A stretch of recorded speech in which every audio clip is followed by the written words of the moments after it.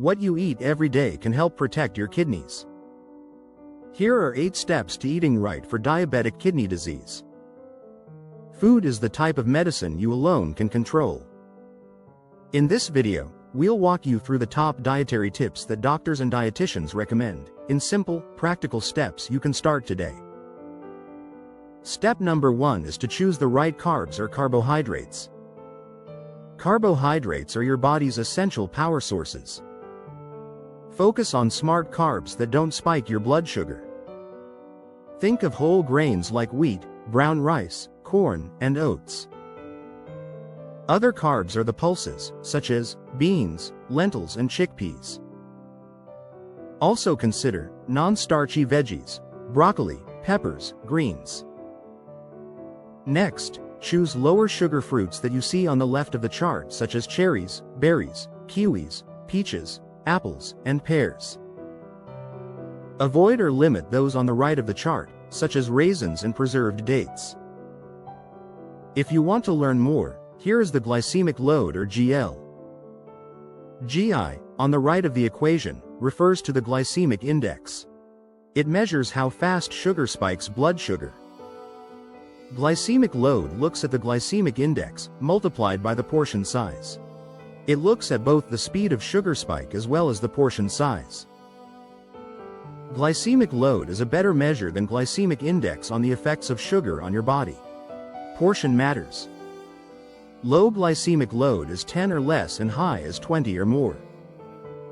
Here is a table on glycemic load of carbohydrate foods. Go for the low glycemic load foods, such as lentils and beans.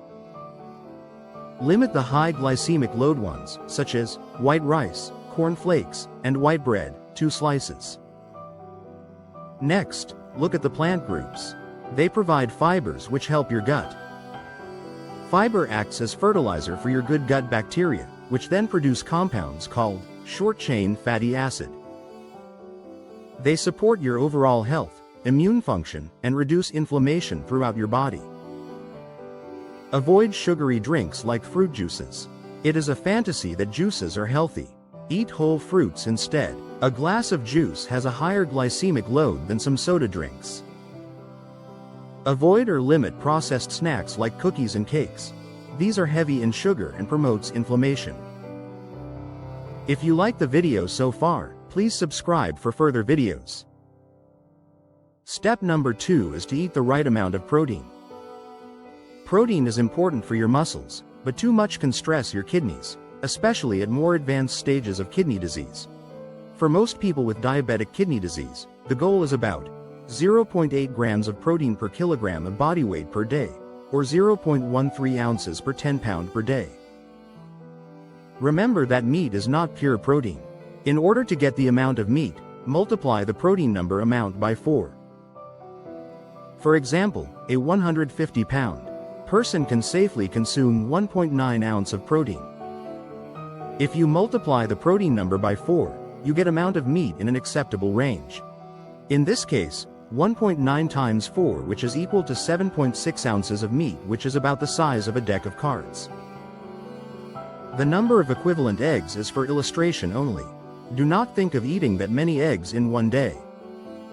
Lean animal proteins include fish, skinless chicken, eggs. All meats have a glycemic load of 0. But animal proteins, except fish, have an undesirable property that plant proteins do not have. Animal proteins, except fish, are pro-inflammatory, whereas plant proteins are anti-inflammatory. So why is anti-inflammation or neutral foods preferred over pro-inflammatory foods? Chronic inflammation is like a silent fire burning inside your body. It's persistent, low-grade, and over time, it can damage your tissues and organs.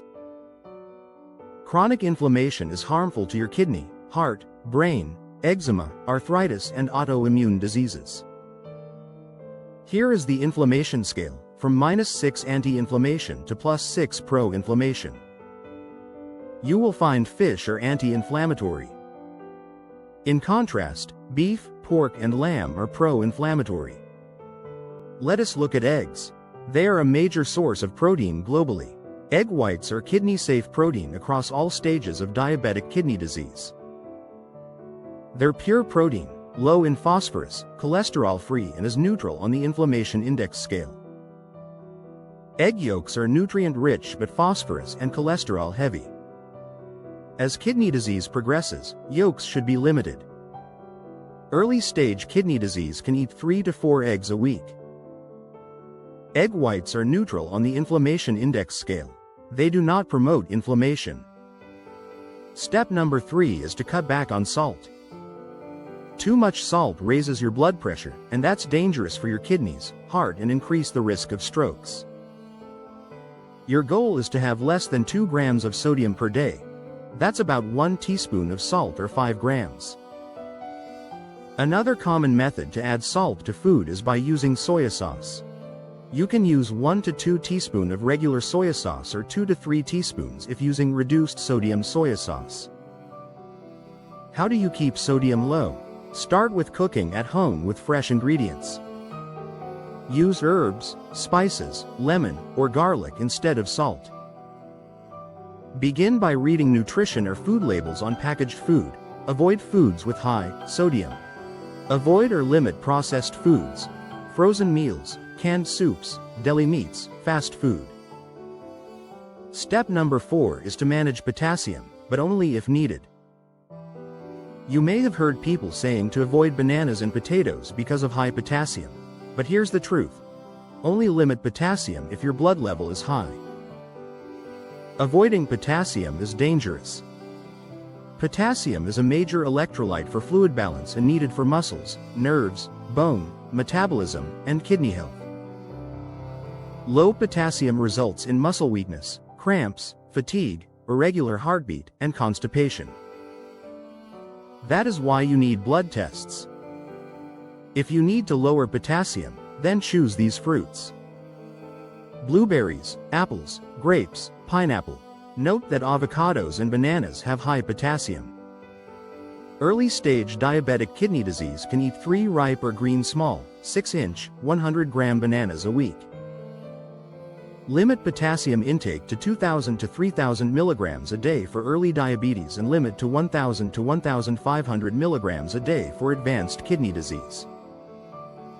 Late-stage kidney disease or stage 5 should avoid or at most eat half a small banana a week. Please see my video on fruits for diabetics and chronic kidney disease for the best sugar and potassium combination. Limit spinach, they have high potassium. They have 840 milligrams. Baked medium-sized potato has 925 milligrams. Boiling potatoes helps, but still have 600 milligrams of potassium. Spinach and potatoes have more potassium than your bananas by 2 to 3 times. Remember that high potassium can cause weakness, nausea, and shortness of breath. More importantly, high potassium affects your heart rhythm and can cause a heart attack. Step number 5 is to watch out for hidden phosphorus. Your damaged kidneys cannot remove phosphorus efficiently. Too much phosphorus harms your bones and blood vessels. Limit phosphorus to about 1,000 milligrams a day. In advanced kidney disease stages, the limit is reduced to 800 milligrams a day. Phosphorus additives are the problem. About 90 to 100% of the phosphorus in additives is sucked into the gut. On the other hand, natural phosphorus are less readily absorbed by the body. For phosphorus in beans and nuts, only 30 to 50% is absorbed. You will find phosphate additives in processed meats, such as packaged meals, hot dogs, sausages. In review, additive phosphorus, unlike natural phosphorus, are almost entirely absorbed by the gut. It contributes to the phosphorus burden more strongly than natural food sources. Step number 6 is choosing healthy fats. Heart disease is a major risk with diabetes and kidney disease. You can protect your heart with healthy fats. Eat more olive oil, but limit avocado to a few slices for moderately severe, stage 3B, and avoid in advanced stages because of high potassium. Enjoy fatty fish like salmon with their omega-3. Limit saturated fats, butter, fatty meats, full-fat dairy. Step number 7 is to drink smart. Your best drink? is water. How much water do you need in a day? There's no one-size-fits-all answer, but here's the key. In early diabetic kidney disease, staying well hydrated is protective. About 5 to 6 cups a day is helpful. Drink a lot more water if you are doing heavy work and in a hot climate. In advanced stages, too much fluid can be dangerous, leading to swelling, high blood pressure and heart strain. In those cases, please talk to your specialist. As for other beverages, avoid sugary drinks. They spike blood sugar and often contain phosphorus additives. Herbal teas are fine, just avoid potassium-enriched ones. And as for coffee, limit caffeine to 1 to 3 cups a day. Caffeine can raise blood pressure in the short term. Besides being a favorite beverage, caffeine has helpful antioxidants. It slows kidney function decline, lowers stroke and heart disease risk, and helps insulin sensitivity. But drink coffee in moderation. Avoid late afternoon coffee, especially if you have difficulty sleeping. Next to coffee, tea is a global drink. Green, hibiscus and ginger teas with their antioxidant properties are also helpful. Step number 8, our last step, is to eat a kidney and heart healthy diet. We will consider 3 best diets for diabetic kidney disease. The first one is the DASH or dietary approaches to stop hypertension diet. DASH is rich in fruits, vegetables, whole grain, fish, and low-fat dairy products. They lower blood pressure. In later stages, some parts of DASH such as bananas, oranges, tomatoes, beans, dairy may need modification due to high potassium or phosphorus.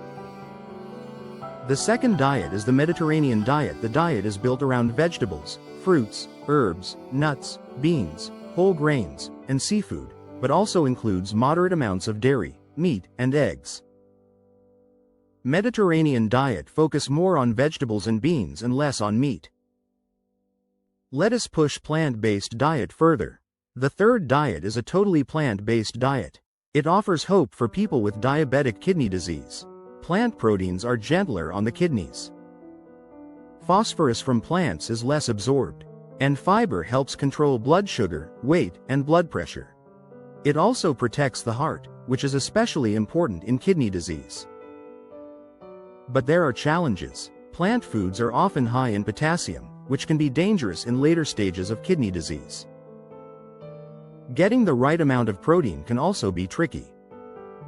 And some vitamins and minerals, like vitamin B12, may need supplements. In late-stage kidney disease, it can still be done, but only with close support from your kidney specialist and dietitian. An ovo-lacto-vegetarian, a vegetarian who consumes both eggs and milk products, may meet some of the challenges regarding proteins and some micronutrients. Yet, they still have to pay attention to potassium and phosphorus overload. Egg white can come in as a knight in shining armor to replace proteins. Here is my final message. Managing diabetic kidney disease isn't about strict rules or giving up everything you love. It's about making smarter choices, one meal at a time. Food is one of your most powerful tools. Combined with medication, regular exercise, stop smoking and vaping, minimum alcohol, if at all, and regular checkups, a healthy diet can help you live longer, feel better, and protect your kidneys. Thank you. Please like and subscribe.